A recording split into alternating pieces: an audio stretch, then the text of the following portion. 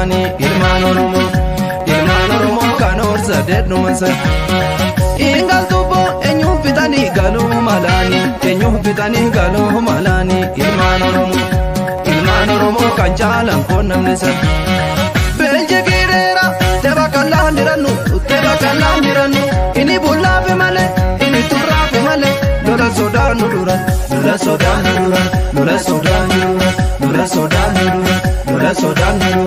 alange jitte wal kitte keron kamalafit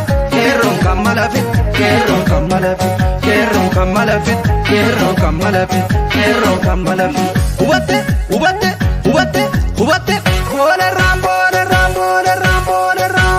jangara warwame lenchi bosona dina ragamame lenchi bosona jangara warwame lenchi bosona dina ragamame lenchi bosona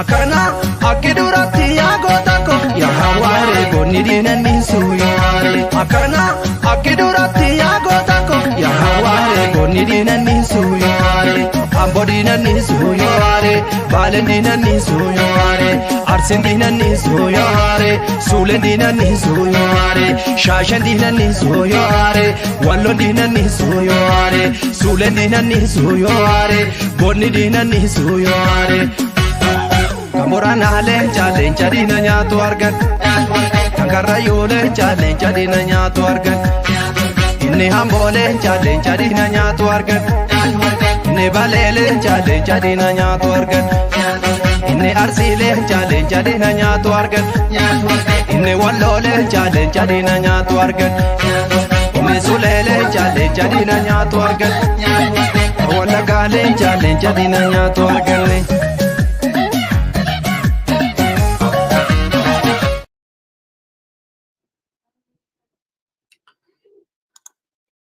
Deebi'een jira. Amma sagaleen kiyya dhaga'amsa. Sagaleen kiyya ni dhaga'amsa.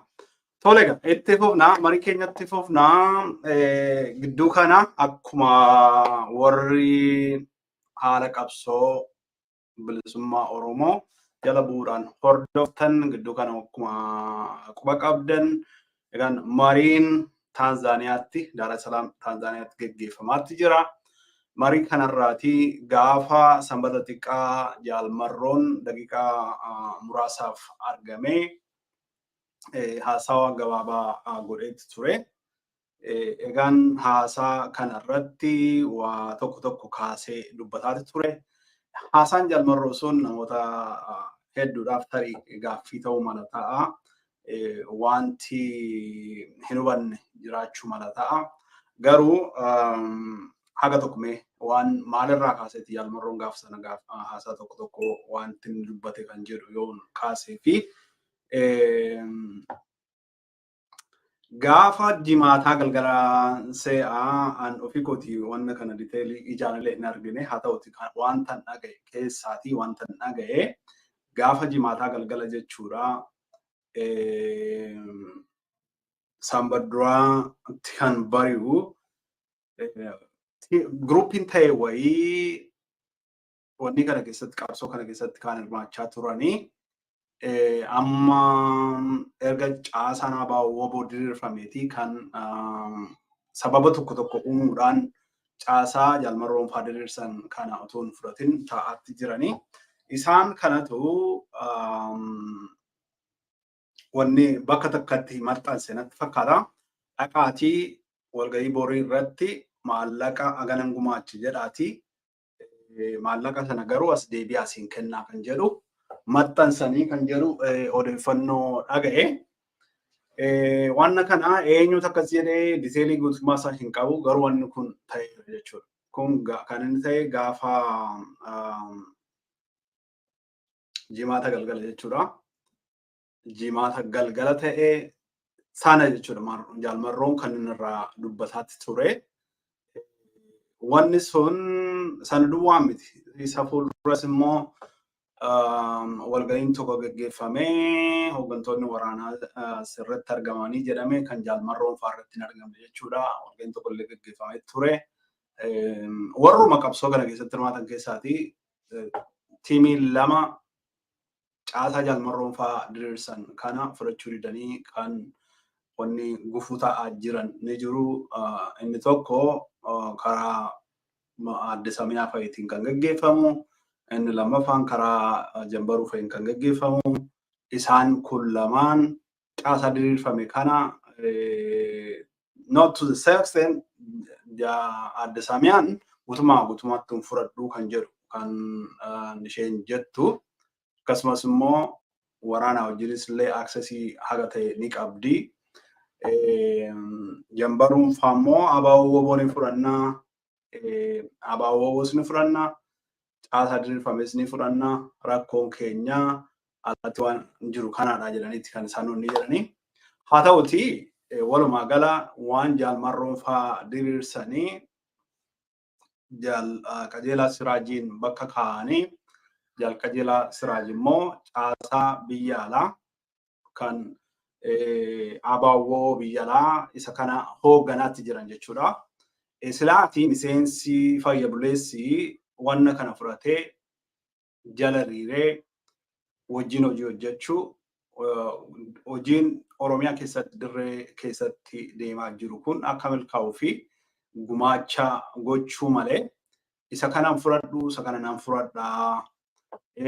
Abaluun naan fudhadhaa abaluun hin fudhadhu. Abaluu wajjin hojjedhuun kuni wanni inni agarsiisu tokkoffaa conflict of interest jira jechuudha. Conflict of interest wanti inni irraa ka'u yeroo baay'ee conflict of interest wanti inni irraa ka'u maallaqa aangoo wannummaa walitti dhiheenya kinship waan akkasii kana warroonni kun globally conflict of interest gaafa fudhatan ilaaltan jettan warroonni kun wanta jalqaba irratti ibsaman keessaa tokko jechuudha.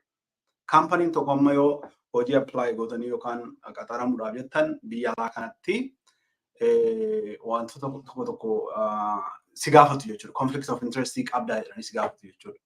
Conflict of interest kan isaan si gaafatan keessaati waan maallaqaati. Fakkeenyaaf kaampanii kan biraa wanni kana wajjin compete godhu wajji irratti invest gootee taa'ee stookii irratti invest gootee taa'ama. Fakkeenyaaf faarmaa kaampanii keessaa hojjetannaa ta'ee fi faarmaa kaampaniin tokko isa kan biraa wajjin wal dorgomunnaa jiraate faarmaa kan biraa wajjiniin kanatti invest keessatti gootu jira 5% ol kanatti keessatti invest gootu jira jedhanis gaafatu jechuudha.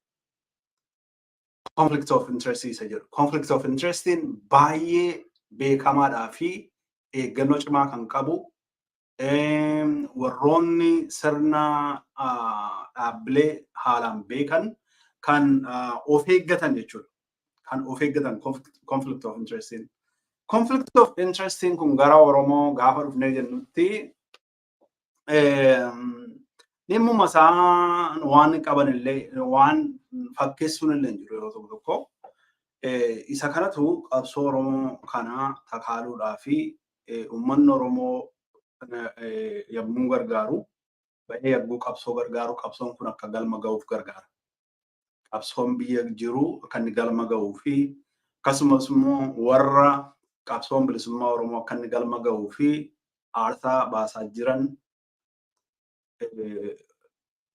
lubbuu isaan dabarsanii kennaa jiran jireenya dhuunfaa dhiisanii kanarratti bobba'anii Oromootiif darbu jedhanii aarsaa warra kaffalaa jiran kanaa fi uummanni gargaaruudhaaf addanaati hanqina baay'eetu qabu ofii isaatiif maallaqa gahaatu hin qabaatiin of bira darbeetii gumaacha godhaa jechuudha. Maaliif hedduun namaa warri kana godhu qaamaan naqechi keessatti argamee qabsaa'uudhaa fi carraa isaa gatii hin qabneef warra achi jiruun gargaaraa jedheeti kana godha jechuudha. Yoo karaa biraa ilaalle jennee warri egaan wanni kun waan namoonni akkasitiin arjummaa fi dirqama lammummaa irraa ka'uudhaan wanni isaan itti hirmaatan kuni maallaqni isaanii yoo aluma kana keessatti hafa ta'ee fi namoonni conflict of interest sammas illee jenne maallaqni sababa tokkodha isinii jedhee isinii kaaseera. Aangoon kan biraadha jechuudha. Kan biraan hariiroo namootaa fakkeenyaaf yoo sababii firri kee tokko addana jiruu fi ati dhattee hojii sana teessee fi inni kun conflict of interest agarsiisaa jechuudha. Inni kun waanuma globally wanta jirudha jechuudha. Of eeggannaa kan barbaadudha jechuudha.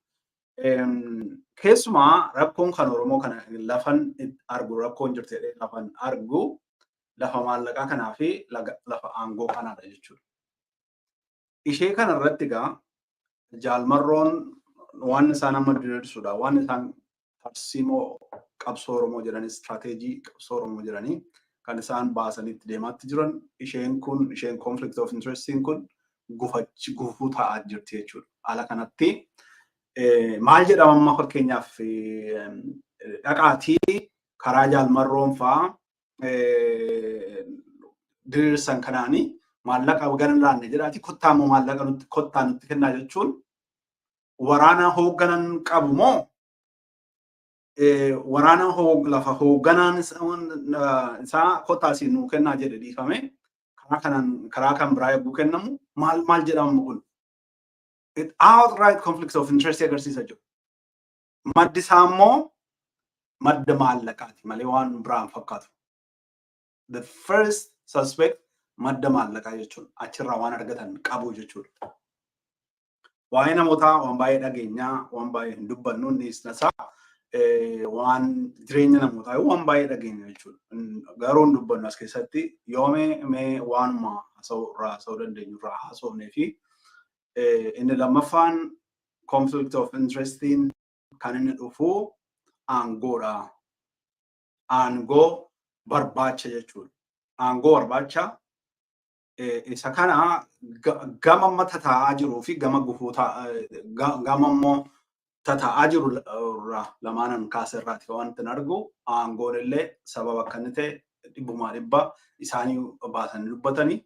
So inni kun gufuu lama jechuudha. Jaalmarroon isa kanarraa dubbachaa ture. Walumaa galatti isa kanarraa dubbachaa ture. Waan biraa bal'inaan illee diteelii sa'aatii argatee hin galle garuu wanni kun gufuu caasaa jaalmarroon fa'aa diriirsan kanatti akka inni ta'aa jiruu fi mooraa irrattis immoo mooraa qabsoo keessatti dirree Oromiyaa keessatti rakkoo uumuu afuraan akka inni wal dhageenye gochuu keessatti warri alaa qooda bahaa jiraachuu kanarraa ture jaalmarroon kan dubbate jechuudha. Walumaa gala yeroo gahaa argatee waa'ee marii nagaa irratti haga sana dubbachuu hin dandeenye garuu waan marii nagaa laalchisee jaalmarroon gabaabumatti waan inni jedhe teenshiinitu jiraa jedhe. Teenshinii jiran kuni waan qabsaa'onni bakka bu'oonni qabsoo Oromoo isaan kun haa ta'u jedhe. Mootummaan Itoophiyaa waan tole jedhee fudhataa jiru illee hin fakkaanne dhiibbaan akka inni jiru jechuudha. Teenshiiniin akka inni jiru. Marii sana keessatti waan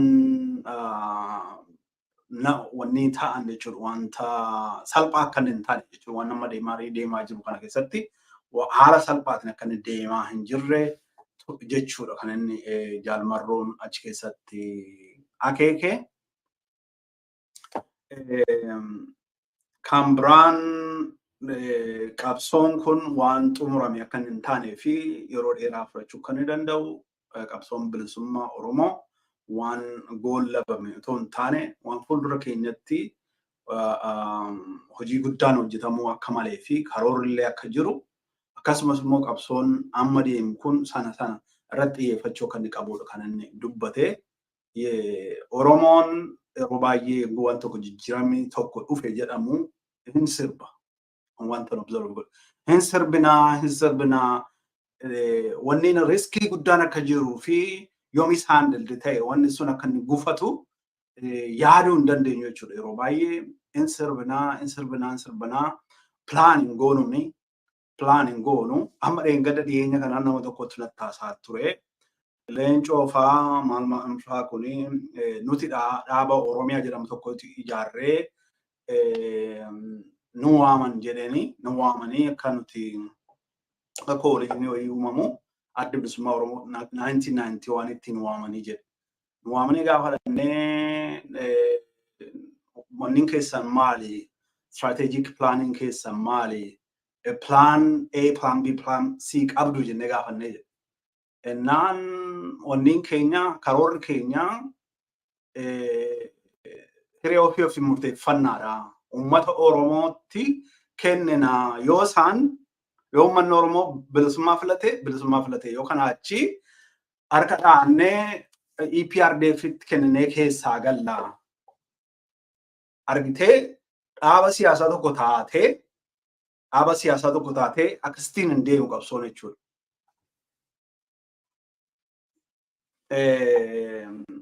Argitee yoo uummanni waan nuti dhiyeessine kanaan fudhatu ta'ee fi wanni warruma diinaa waan isaan barbaadan laannee fi gallaa ni jedhamu wanni keessatti ibsaatu irratti qabaa jira kanaaf ofirraa ifamu.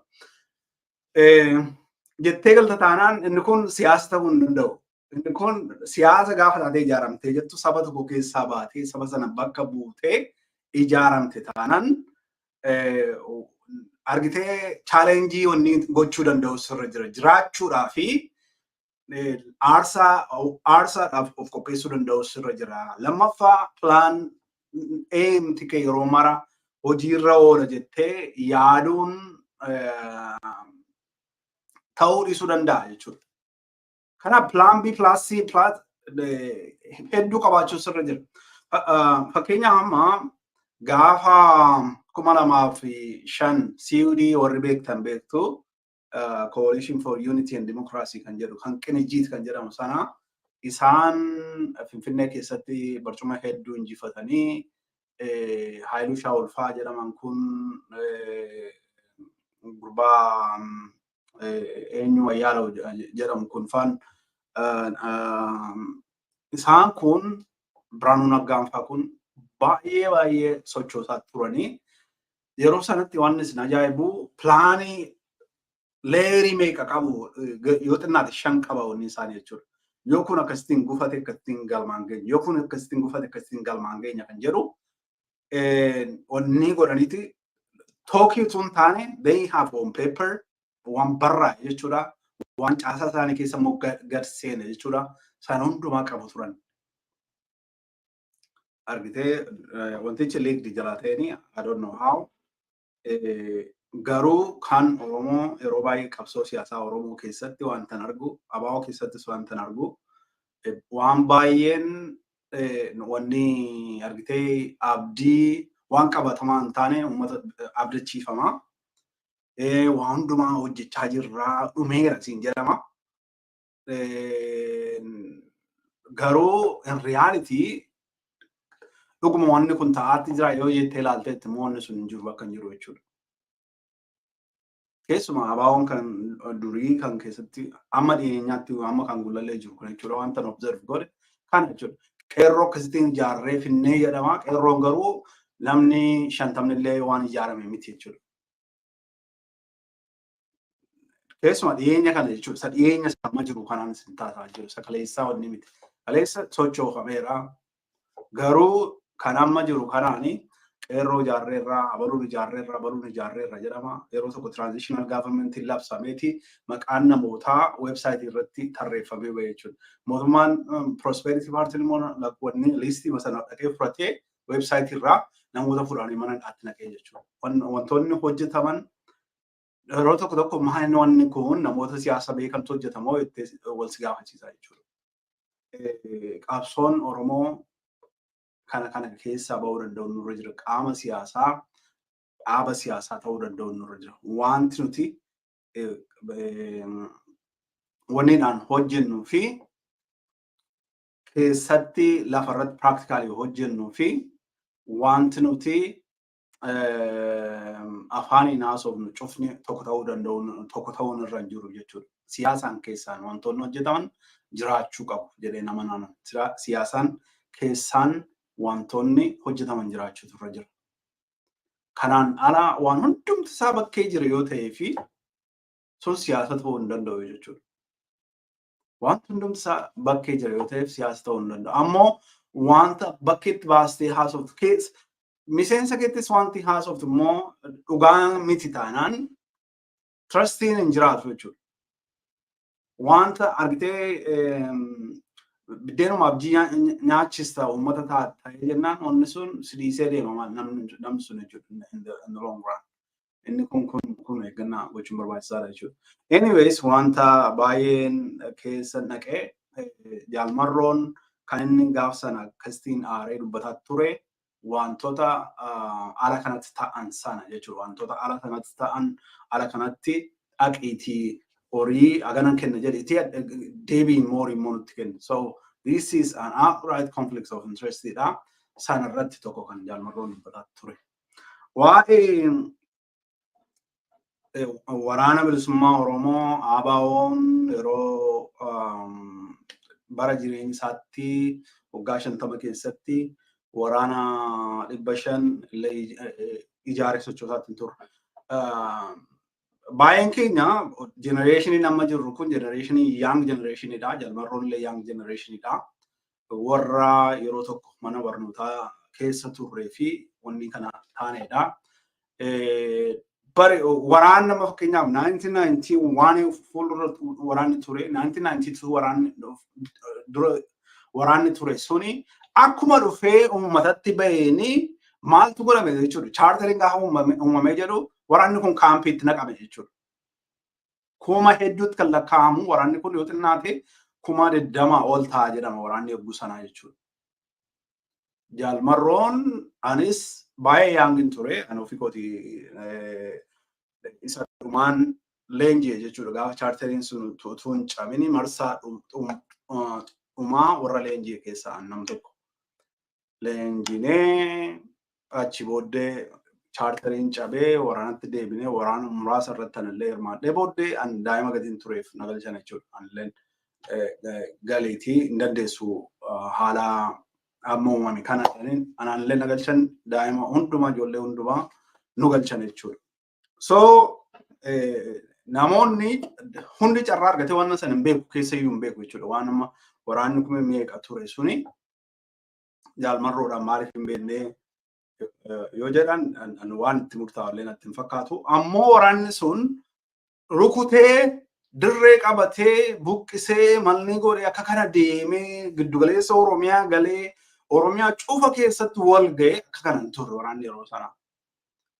Yeroon experience illee akkammaa kana jala dhaabbatanii waraana mootummaa wajjin wal gitanii waraana mootummaa cabsanii ajjeesanii agarsiisanii viidiyoodhaan jechuudha. Akkammaa kanatti hin turre sun. Realitii kun waan lafa jiru jechuudha. Waan wal nama gaafachiisu. Jaalmarroon Fayoo akkasitiin gaafa na dubbatu it deserves. Creditii wanna kana deserve godha jaalmarroon. Kabaja lafaa maaluuf kabaja kennuu danda'u nurra jira.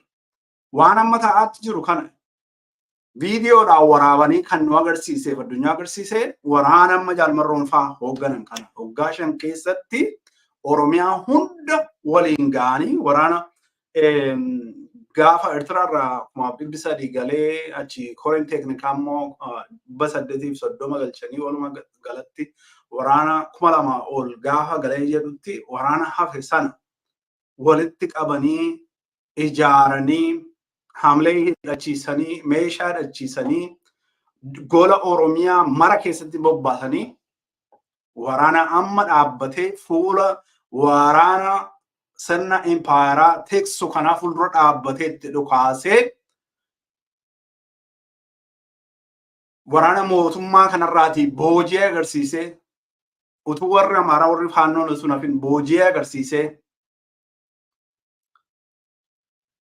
gootummaa Oromoo kan agarsiise in the last 50 years akka hubannaa kiyyatti haga waraana amma jiru kana amma waraana jaalmarroon fa'aa hoogganan kana kaga'u hin jiru jechuudha. Fakkeenyaaf koomentii Kamaal dubbataa turen argee Kamaal faa warri kaanis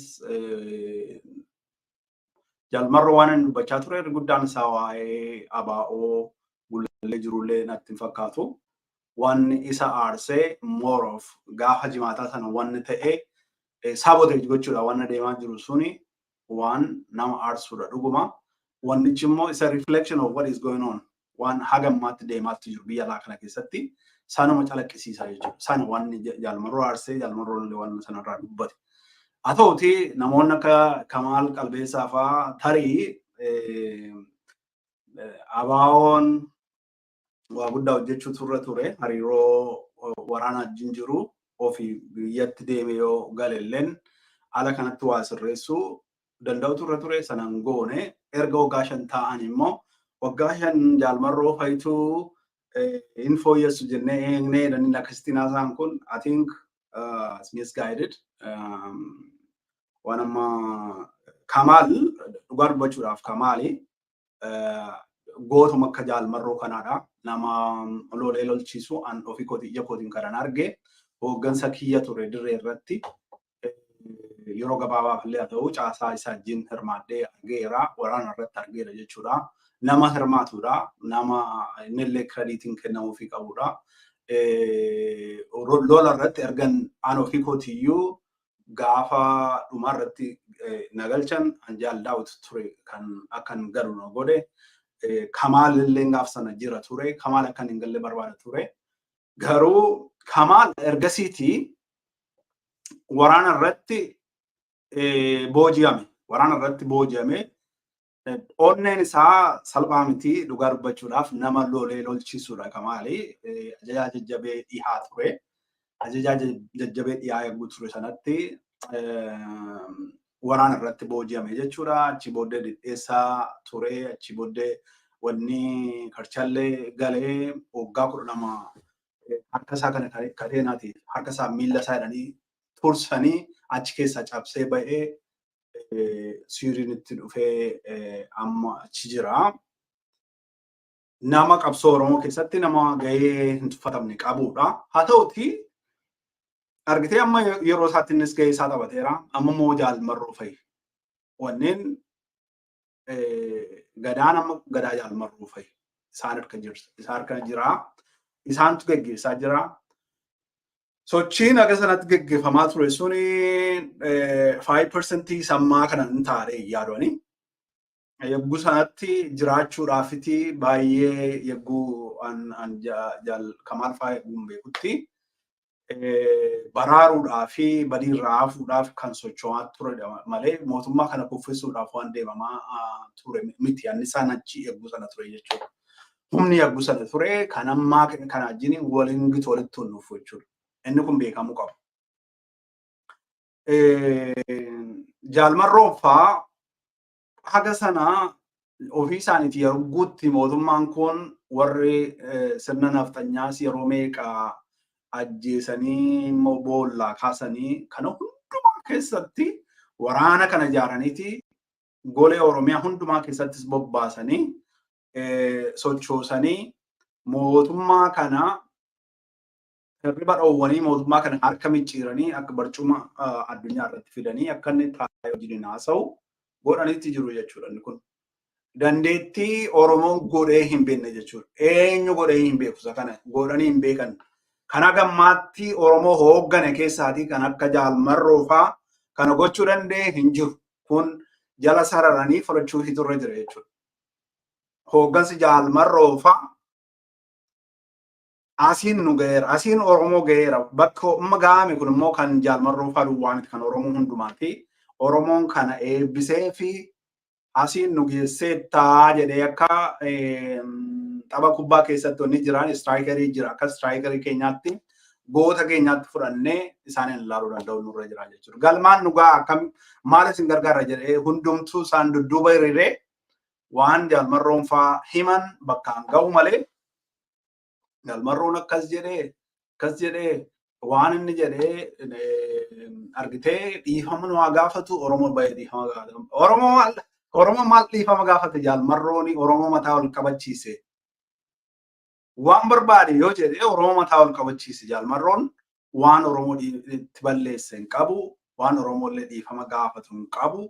Warri siyaasaa warri argitee karaa nagaa qabsoofne jedhanii karaa nagaa qabsaa'u malee waan jaalmarroon akkas jedhe seenaa akkas godhe jallise dhiisa itti dhiisaa.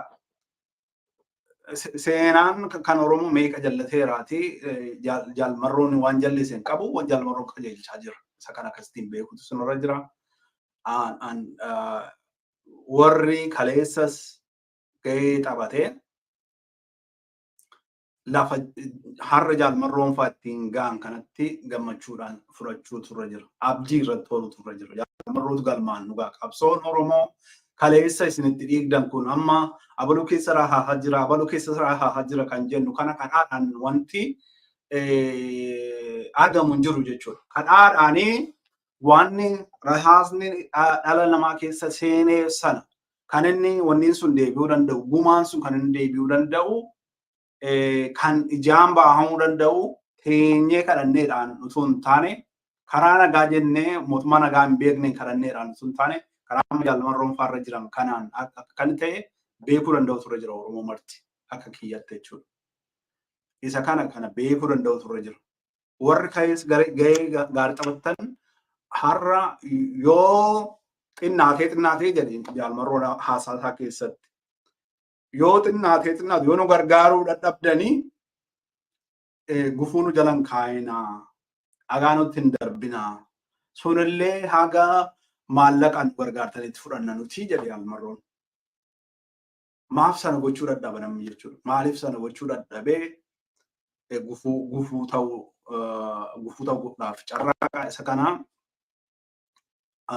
gorsi kiyyaa warri qabsoo kana keessatti kaleessa aarsaa kaffallee irraa qabsoo kana lafarraa kaasne jedhee dubbatu argitee lafarraa kaastee duwwaa fi bakka hin ga'u jechuudha. Daa'ima tokko argitee abbuun xiqqaa fuutee daayiperii jijjiirtee maal gootee gaafannoof baree jedhu achi bosona keessatti dhiistee ennaa deemtee jettee daa'imni kun guddate jechuun danda'amu. Hamma daa'imni kun guddatee nama guddaa ta'ee galma ga'utti bira hin jirtu yoo ta'ee fi yookaan yoo biraa haftee fi ofuma isaatiin daa'imni kun nama guddaa ta'e wanni ta'uu hin danda'u jechuudha. Qabsoo Oromoo kana keessatti isa kanatu calaqqisiisa jechuudha. Isa kaleessaa duwwaadhaan aadannee yookaanis immoo qabsaa'oon irraa warra kaleessaa nu faarfachuu qabu ta'anii yeroo mara nu faarfachuu qabu kan jedhamu yoo ta'e sun galmaan illee hin ga'u qabsoo warri kaleessaa irratti aarsaa kaffalan kanallee galmaan hin ga'u akkasitti ilaaluu danda'u turre jira. Isa kana asumaan kana jechuun barbaada. Jaalmarroon fa'aa dhugaa dubbachuudhaa fi qabsoo kana siin ga'aniiru. Yoo Oromoon qabsoo sana siin ga'an kana haalaan kunuunfatee qabatee fi galma waan hin geenyeef hin jiru jechuudha. Waraanni bilisummaa Oromoo har'a every day wanta kanaan dura achieve hin godhamin ture achieve godhu qabsoo Oromoo keessatti.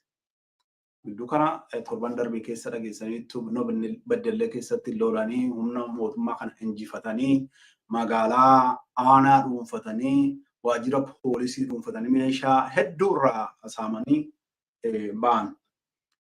Akkasuma giddu galeessa Oromiyaa keessatti kan isaan godhan kaaba Shaggar keessatti hidhamtoota siyaasaa hedduu baasanii jechuudha.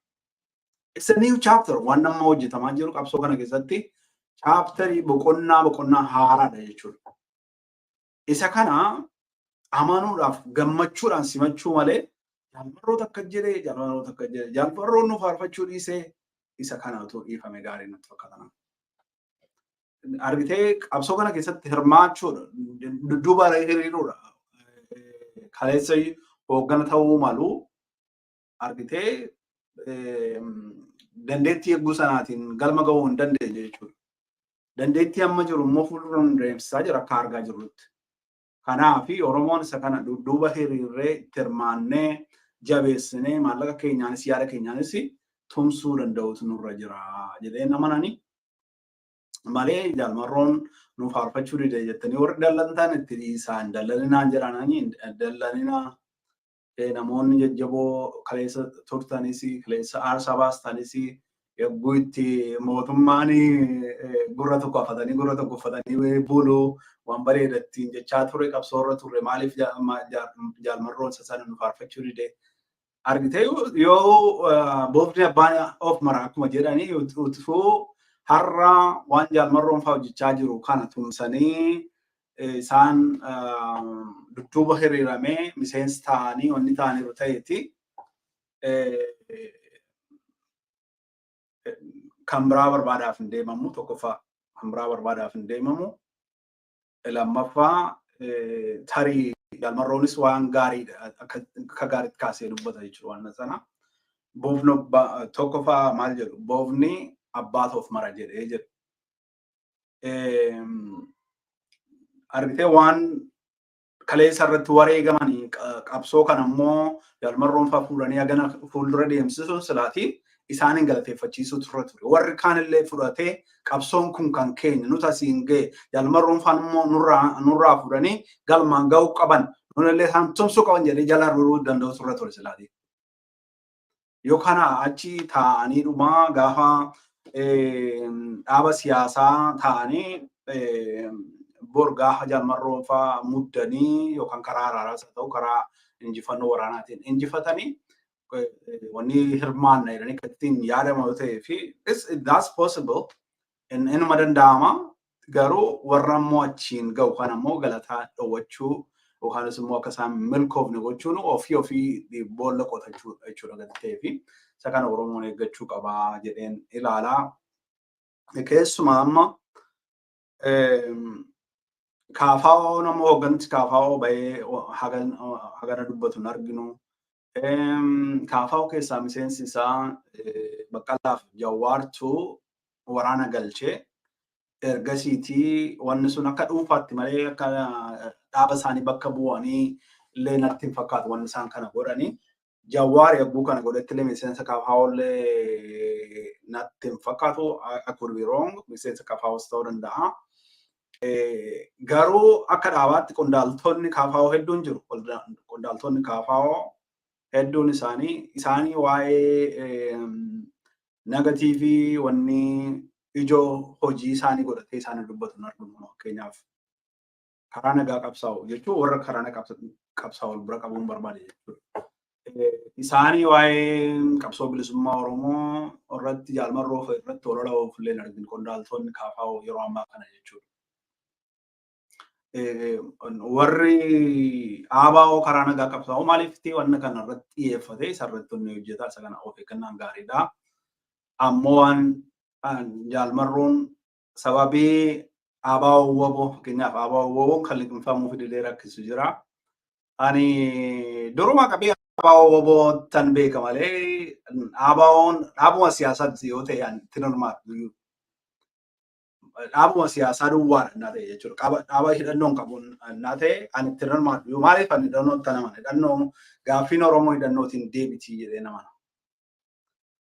Hidhannoo Oromoo irraa hiikkachiisaa turanii warra aangoorra jiru kun hidhannoodhaan aangoorra taa'aa warri nu caabsee uummanni amma Oromoon geenye kun hedduun isaa kan nu caabsu hidhannootiin nu caabsa. Gaafa Oromoon cabeesii Oromoon eeboodhaa fi fardaan lola ture jedhan seenaan akkasitti nutti himamti. Oromoon eeboodhaaf fardaan lola ture. Warri Habashaa warri kaabaa qawwee jabanaa warra Awurooppaarraa argatanii. Gaafa qawwee jabanaa warra Awurooppaarraa argatan Oromoo eeboof fardaan lolu kana bakkuma tokko dhaabbatanii funaanutti kaa'anii. Gaaf sana Oromoon gaafa sana cabee jedhama akkasitti seenaan nutti himaa jechuudha. Har'oo wanni daayinaamiksiin gaafa sana uumame jijjiiruu hin dandeessu taanaan baalaansii isaa jijjiiruu hin dandeessu taanaan Oromoonis waan akka isaanii hidhatee waan isaan gituun hin dhiyaatu taanaan garbummaan gaafa sana uumame suni ittuma fufaa jechuudha. Ittuma fufaa jechuudha. Inni kun beekamaadha jechuudha. So anduruma qabe sababin akkasitiin hubadhuu fi ABO'n gatii waraana bilisummaa Oromoo qabuu fi waraana bilisummaa Oromootti memberii ta'een ABO'tti sachumaan memberii ta'e jechuudha. So waggaa sadii fuuldura gaafani namoota tokko aktivistii tokko wajjin haasa'u waa'ee ABO waboo eegguun haasa'u booda deebi'ee gaafan ilaalummaa waggaa lama sadii fuuldura jechuudha. Gaafan haasa'u gaaf sana akka kanatti diriiree labsanii akka kanatti ABO waboo Jalmarroon fa'aa jedhanii kun dhaabaa of danda'eedha jedhanii akkasitti isaan labsan akkasitti ni yaadan turan ABO waboo jedhe jechuudha. Maal jechuudhaaf hin jedhee waan haaraa miti ABO waboon waan haaraa miti kaleessas ABO'n yogguu xalaa barreessu Oromo Liberation Front Oromo Liberation Army kun walumaa wajjin deemaa ture. Inni kun ammoo political military command bakka tokkotti deebisnee nutu waraanatu hoogganaa haasa jedhu Jalmarroon ibsee ture. Walumaa gala waa'ee qabsoo Oromoo irra guddaa isaa waa'ee qabsoo Oromoo irraan haasa'ee waa'ee marii irratti bal'inaan hin haasofneeti. Waa'ee marii irratti Jalmarroon dheengaddaa gaaf sanbaduraa gaafa argamee dubbatee mariin haala muddamaatiin akka inni deemaa jirudha. Gaaf sana aan boqonnaa qabaatu yaadee gaaf sana Jalmarroon ammallee marii irra jirra jedhee yeroo boqonnaa kootiin argamee kanaafi ittan deebi'a marii kanatti jedhee gammachuun illee gaaf sanaa silaatii hin dubbataman jedhamee eegamaatti ture. Jalmarroon illee daqiiqaa 11 akkas 12 duwwaa dubbatee gammachuun illee dubbachuu hin dandeenye jechuudha. Gidduu kana waan xumuramu fakkaata har'allee xumuramuu malataa abdeetiin qabu har'allee xumurameera ta'uu danda'a. Achi keessatti wanti hagammaatti jedhamaatti jiru mootummaan Itoophiyaa ABO woboodhaanii mootummaa naannoo Oromiyaa 50% isiniif mormitootaaf laannaa dhaqaa mormitoonni hirmaadhaa 50% mootummaa naannoo Oromiyaa. ABO woboon immoo transitional government gaafatee kan jedhu kun keessa deddeebi'amee karaa alaa wanti dubbatamu ni jira. Miidiyaaleen kan akka fakkeenyaaf riippoorteriin barreeffamaarra gallakkise tokkoon akkas jedheera. Addis istaandaardiin soorsii igaadiin anaanimas kan ta'e irraa arganne jedhee akkasitiin illee isaanillee baasaniiru. Tarii wanni kun Dr. Mararaanis waan kana duraan dubbateera. Wanni sun tarii dhugaatti waan dhiyaatu fakkaata. Natti fakkaata hin beeku jechuudha. Gidduu kana waan dhageenyu ta'a. Yoo mariin kun xumuramee fi probably ibsa kennuu danda'u jechuudha. Waan tokkorra yoo gahamee fi ibsa kennuu danda'u. Wanta jala muree isinitti immoo ABO woboon waraana bilisummaa Oromoo hin hiikkatu. Hin hiikkatu. Isa kana jala mureen isinitti himaa hin hiikkatu. Persentiin agaraallee hiikkatu wanti jedhamu waan fudhatamallee qabu miti suni. Inni kun waan fudhatamu miti jechuudha. Maaliifi already gara wanni Oromootti hin dhufne jenne 1991-92 waraanni qawwejjiin mooraa galee EPRDF fi OPDO'n mooraa keessatti waraana bilisummaa Oromoo 20 ol kan ta'u fixan. Kun presidency hamaadha jechuudha. Trustii uumuu kan wal hin dandeessisne jechuudha. OPDO'dhaa fi EPRDF kan isaan kana godhan jechuudha. 2018 waan isaan godhan yaadadha. 2000 hiiksisanii isa kaan summeessanii isa kaan ajjeesanii hooggansa ittaana Jalmarroo dhiyaarraati Diinaraas kan hiikatee galalleen ajjeesanii isa kaan summii nyaachisanii sanqallee naannoo Ambootti waan isaan hojjetan waraanni gaafa sana hiikatee galee lahaan har'a jiru hin beeknu jechuudha. Kun kana duwwaa miti. Warri karaa nagaa qabsoofne jedhanii amma deemanii mootummaa kana wajjin araara jedhanii Warqinee Gabayyoofaa kanarra Igaar keessatti sekireetarii Igaar ta'ee jiru sun gaafa sanaa Lammaa Magarsaa wajjiniin ta'uudhaan Warqinee Gabayyoon faan araaramne irra nu tobbolaadha qaama sadaffaan ol gidduutti barbaannu jedhaniiti dhaqanii hooggansa haayiduree ABO dabalatee hooggansa hundumaa hooggansa waraanaan ala jechuudha dachaasanii galchanii hooggansi kun hedduun isaa qabsoo Oromoo keessatti waan guddaa warri taphate gahee guddaa warri taphate akka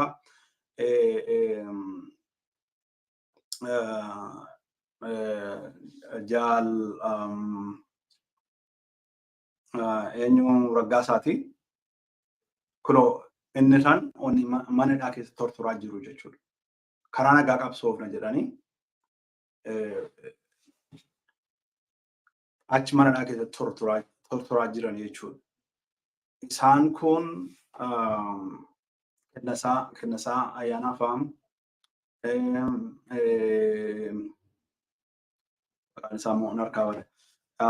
anyways leenjisaa waraana bilisummaa Oromoo kibbaa kan ture eenyu Raggaasaa amma manadhaa keessatti namoonni taa'atti jiru jechuudha.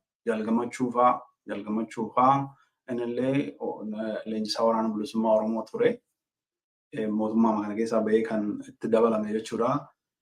Warroonni kun yeroo dheeraadhaa fi manadhaa keessatti kan wanni ta'aa jiran jechuudha. Siistemii sana amananii dhaqanii jechuudha. Kanaan booddee Oromoon lamanan suufan jette jaartiin qullubbii akka teessa jiranidha jechuudha. Boolla tokkotti yeroo meeqa fufuuni namuma sanatti wannidha jechuudha. Qophaa miti sammuu san jijjiiramu jechuudha. Waan tokko awareness hin qabaatu jechuudha. Dhaloonni ammaa kun immoo dhaloonni jaalmarroo fa'aa hoogganni jaalmarroo fa'aa kanaaf illee waan deebi'ee kufurratti fakkaatu dhiibbaan illee yoo jiraate illee. Anyways gidduu kana waan inni irra ga'e numa dhageenya kanaaf isee kana obsumaan haa eegnu ammoo lafaa bakka bu'aan mootummaa Ameerikaa, mootummaa Norway, mootummaa Keeniyaa kan argaman diplomaatonni bakka argamanitti mariin kun torban tokko oliif deemaa jira. Har'a geenyerraa tarii har'a raawwateera ta'a yookaan gidduu kana raawwata ta'a waan ani isinii himuu hin qabu jechuudha. Waan abdeetii hin qabu sanarratti hamma kaleessaatti amma har'a guyyaatti ittuma fufee jiraachuu isaan beekaa. Tarii immoo xumurameera ta'uu danda'a har'as hin ilaalla jechuudha. Walumaa gala kana jechuun barbaade sagantaa keenya har'aa keessatti namoonni koomentii kennaa jirtan nan argaa. Mee yaada san Michael Booran miti kanan jechuudhaaf ture. Abdiidha. Abdii Raggaasaa. Maqaa ilma kiyyaallee akkamitti nan dagadhe Abdii Raggaasaati. Kan Abdii Raggaasaa ture kanan kaasuudhaaf ture. Yaa Oromaan abdii sirriidha. Galatoom.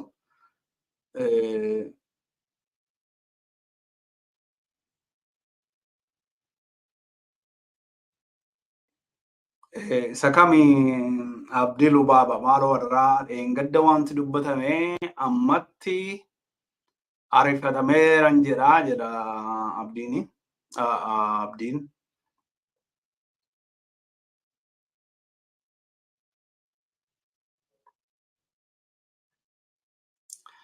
Yaa Abdii Jaano argitee diilallee hin jedhunani warra amma argitee taa'ee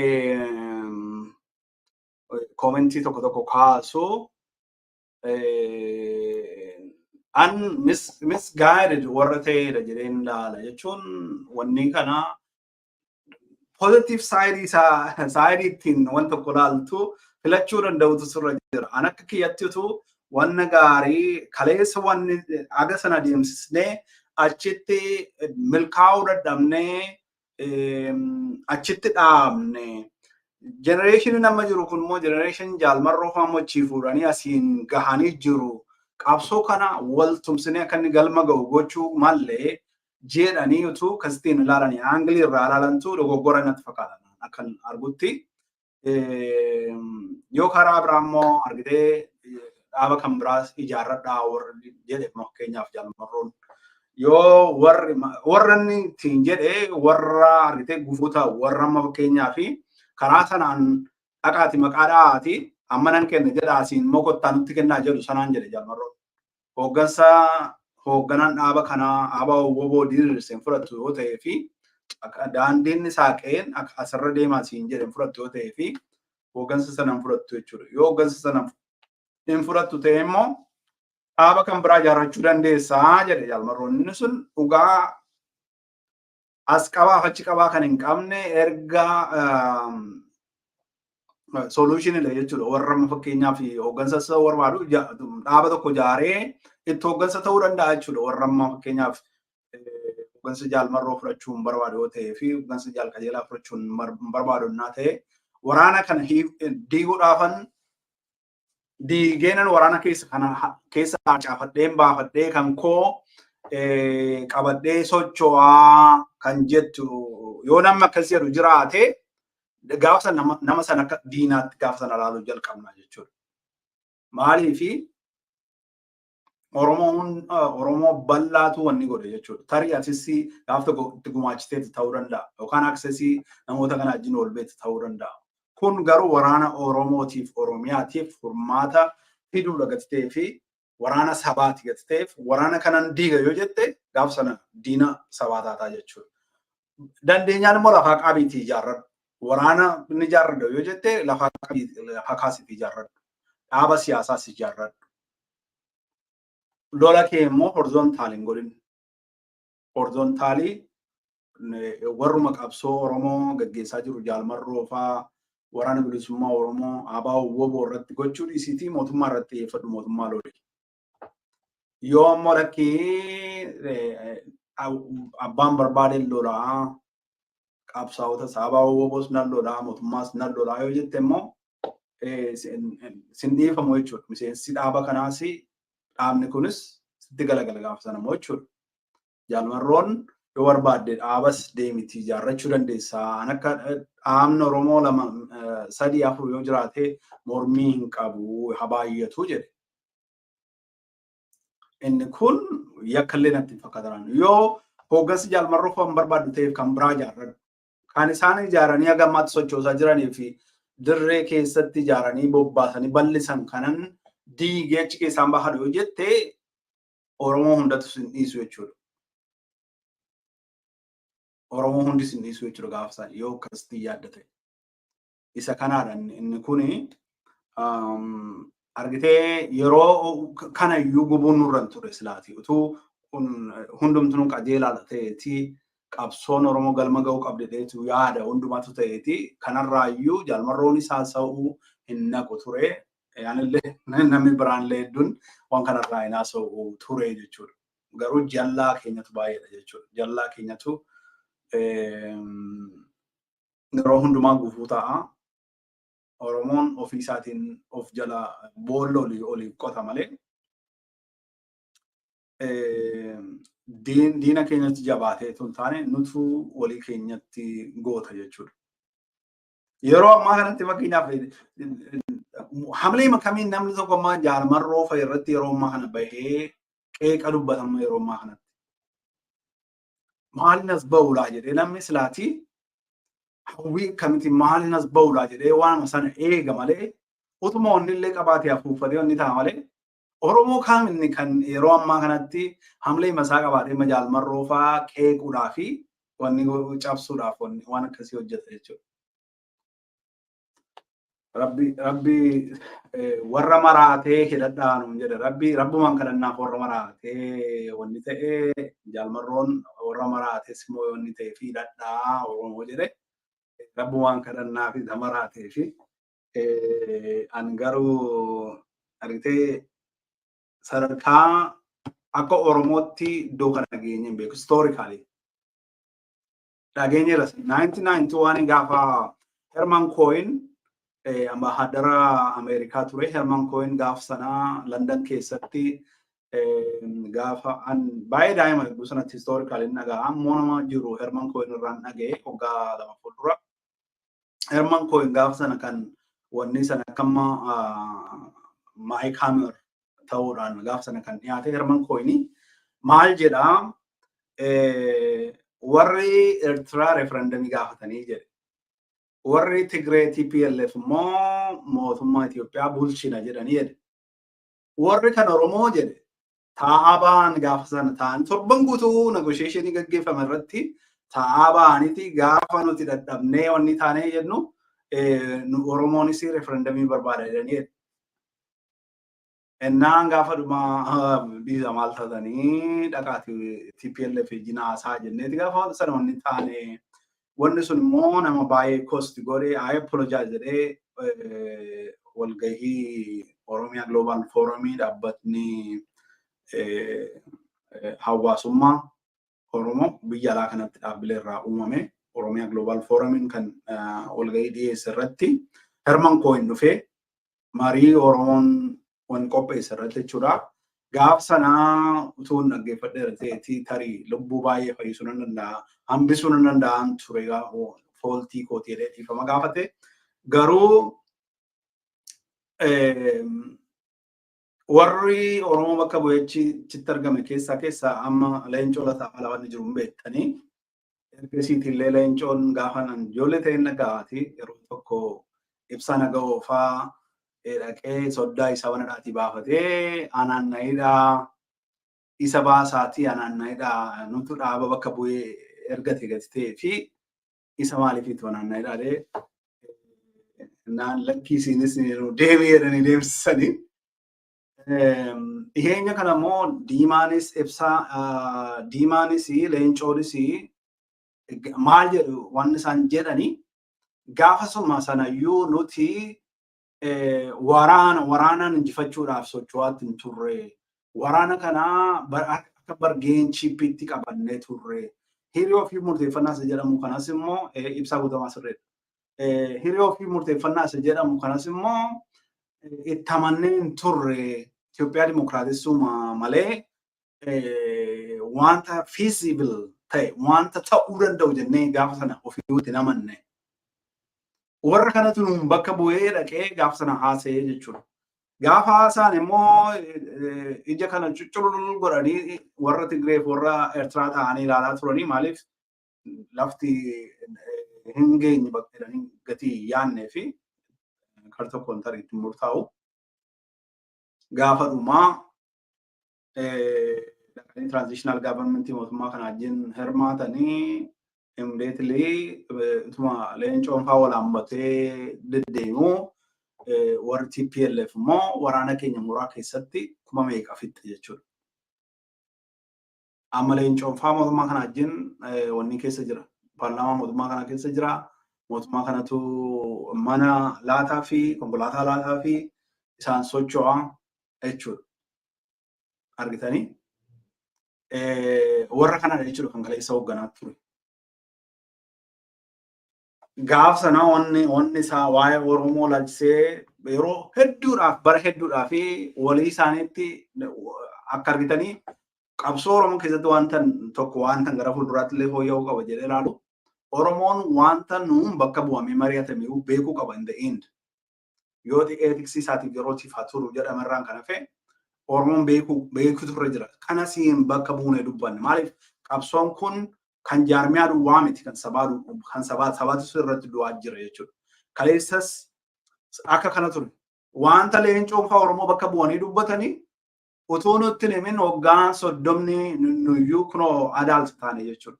Yogguu san daa'ima taane hirmaannee walitti qabatanii hin himan tokkosaa kana Oromoo bakka buunee dubbanne hin jenne gaafa sana. Ergasiitii akkas hin jenne hin baasa. Waa cufaa waliif dhoosu. Inni kun argitee saba biratti immoo eenyurraa barga waa'ee isaa bakka bu'e historical wanta ta'edha wanni kun bara. Oromoon beeku turre jira. Daa'imni dhalatee guddatu beeku turre jira. Boor immoo yoo har'a sirnaan hin deemsifamu ta'e boor immoo isa kana dhaala daa'imni jechuudha. Dhaloonni Oromoo. Kanaafi waan nuun bakka bu'amee wanni taa'ame argitee yoo tarii mariin kun yeroo biraa marsaa biraatti hafuufuu kanaafi gadi baatanii dubbatanaa jedhanii yoo akkasitti wanni taa'an malee nutti illee himuu qabani waan Oromoo bakka buunee nuti kan gaafanne kunoo kana. Waan jaarmiyaa duwwaa miti wanni kun. warri kaanillee akkasitti ilaaluu qabdu jedheen ilaala jechuudha. Jaalmarroon fa'aa wanni isaan qabatanii dhiyaatan kuni jaal gammachuun fa'aa wanni isaan qabatanii dhiyaatan jaal jireenyaa fa'aa wanni isaan qabatanii dhiyaatan bakka bu'aniiti Oromoo bakka bu'aniiti jechuudha. Yoo isaan milkaa'aniif ajjechaa Oromoo irraa dhaabbata. Yoo isaan milkaa'aniif hidhamuutu Oromoo irraa dhaabbata. Biyyaa baafamuutu qabeenyi saamamuutu Oromoo irraa dhaabbata. Kanaaf waan Oromoon wanni guddaadhaan eegaa jirudha. Bu'aa isaallee waan irratti mari'atan illee waan bakka bu'anii kunoo kana Oromoon kana barbaadan illee yoo nu beeksisan gaariidha jennee ilaala. It would be a departure. Yoo kana godhan illee it would be a departure from the past. Waan nama leencoon fa'aa diimaan fa'aa godhanii fi hooggantoonni kaleessaa godhan sanarraati adda kan ta'e ta'a jechuudha. Yoo har'a gadi ba'anii nu beeksisanii an gidduu kanaa yoo wanni sun raawwatee jedheef gaarii isa ta'u hamaa waan tokko ibsa nuu kennu jedheen eegaa. Yoo ibsa nuuf kennanii fi akkuma haasaa jaalmarroo isiniif dhiyeessine kanatti dhiyeessuu yaallaa har'aaf an kanuman qabadhee dhiyaadhee hedduu galatoomaan isiniin jedha. Mee eessarraa ilaalaa jirtanii namoonni tokko tokko yaada keessan illee nuu kennaa jirtanii hedduu galatoomaan isiniin jedha. Abdii Dubaabaa, Ooriyaa Adiigaa, Oromaan hedduu galatoomaan isiniin jedha. Warri nu hordofaa jirtan baay'een keessan fayyataa warri yaada nuu kennaa jirtan Abdii Jaanoo dhugaan nimoo yoomiyyuu Galataa Itichaa Abdul Hakim Abbaa Jifaar Koorsaakoo Ganuu Abarraa Daandii Alamaayyoo Adde Saaraa hedduu fayyaa ta'an isiniin jedha. Malaakuu isheetu fayyaa ta'ii. Taliilaa Fiqaaduu warroonni Gaddisaa Odaa fayyaa ta'an isiniin jedha. Warri yaada keessan laattanii Oromaan Yuuroop irraa ilaalaa jirta. Warri kaan eessarraa ilaalaa jirtanii maal akkamittiin maaltu isinitti dhaga'amaa jira marii Daara Salaam Taanzaaniyaatti deemaa jiru keessaati haasaa jaalmarroo irraa maaltu isinitti dhaga'ame maal bartanii mee barreessaa yeroo muraasaaf interaakti goonaati mee karaa keessan maal hubattanii maal jettuuni waan jaalmarroon dubbate irraati akkasumas marii kanarraa maal jettanii maal expect gootanii maal eegdanii tokkummaa Oromoo fayyaa ta'e galatoomatilleen mee maal eegdanii yoo maal ta'e fakkeenyaaf yoo mariin kun milkaa'uu dhabee fi waan kanarraati fudhannee baanu yoo dhibee fi Oromoo maal gochuu qaba jettanii yaaddu.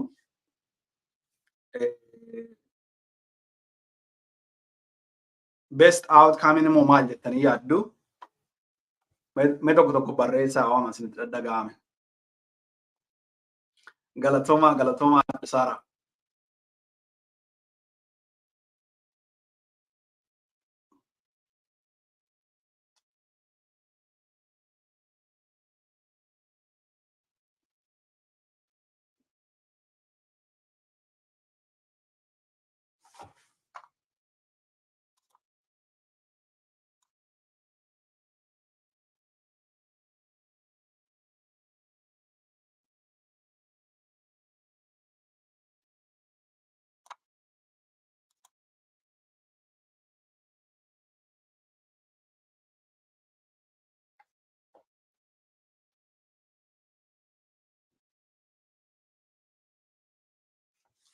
Hayyee Oromaan haasaan jaalmarroo gaaffii nu dubbisaa ture daqiiqaa 10 gidduutti deebii quubsaa kennee jedhee hedduu galatoomii waan jettee jedheen yaada. Oromaan himaan dhiiruma taatee nabdadha.